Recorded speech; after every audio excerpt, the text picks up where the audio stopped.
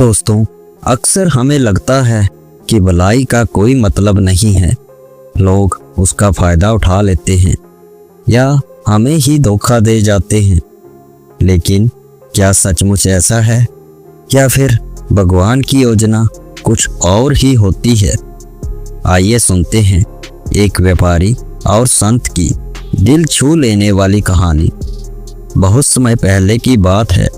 एक समृद्ध नगर में धनी व्यापारी माधव रहता था।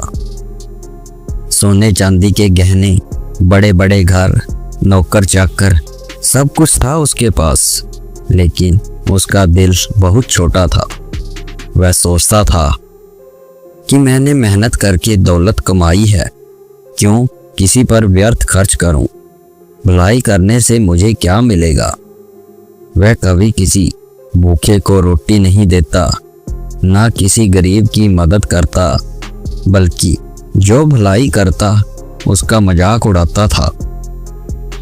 फिर एक दिन नगर में एक संत आए।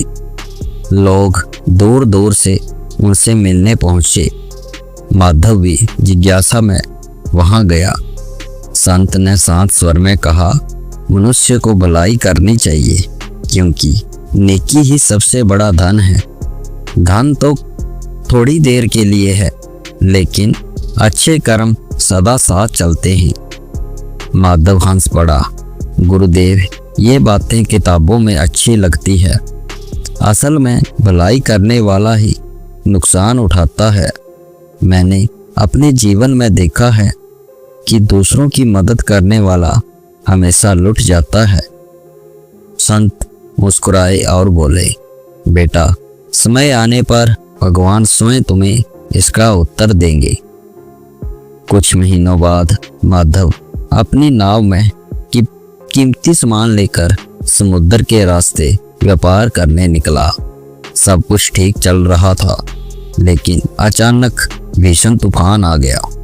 लहरें इतनी ऊंची उठी कि नाव टूट गई। सोना, चांदी, कपड़े सब कुछ पानी में डूब गया। माधव किसी तरह तैरकर किनारे पर पहुंचा।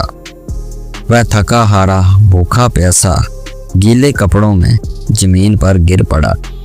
जेब में न सिक्का था, न घर लौटने का कोई सहारा।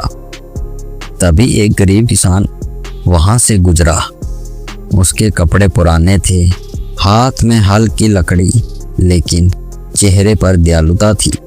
उसने माधव को उठाया और अपने छोटे से मिट्टी के घर में ले गया। रात को उसने अपनी पत्नी से कहा, आज हमारे पास खाने को बस थोड़ा सा दलिया है, पर यह मेहमान भूखा है, पहले इसे खिला दो। उस किसान ने खुद भूखा रहकर माधव को भोजन कराया। रात को उसने अपनी एकमात्र चादर भी माधव को ओढ़ा दी। सुबह होते ही किसान बोला, भाई, हमारे पास देने को बहुत कुछ नहीं, लेकिन मेहमान भगवान का रूप होता है। यह सेवा हमारा सौभाग्य है। माधव स्तब्ध रह गया। कुछ दिन बाद जब माधव अपने नगर लौटा तो सीधे उन संत के पास पहुंचा। उसकी आंखों में आंसू थे। गुरुदेव, अब समझ गया, मेरे पास धन तो बहुत था, पर कठिनाई के समय किसी ने हाथ नहीं बढ़ाया। और यह वह गरीब किसान जिसके पास खुद कुछ नहीं था, उसने मुझे जीवन दान भी दिया। सचमुच नेकी ही सबसे बड़ा धन है। संत ने मुस्कुराकर कहा, बेटा, यही भगवान की रहस्यमयी योजना है। धन और वैभव लुट सकता है, लेकिन भलाई कभी व्यर्थ नहीं जाती। सही समय पर वही इंसान को बचाती है। दोस्तों, इंसान की असली दौलत भलाई ही है, ना कि सोने चांदी का ढेर। नेकी अक्सर भले ही तुरंत ना दिखे, पर उसका फल समय पर अवश्य मिलता है।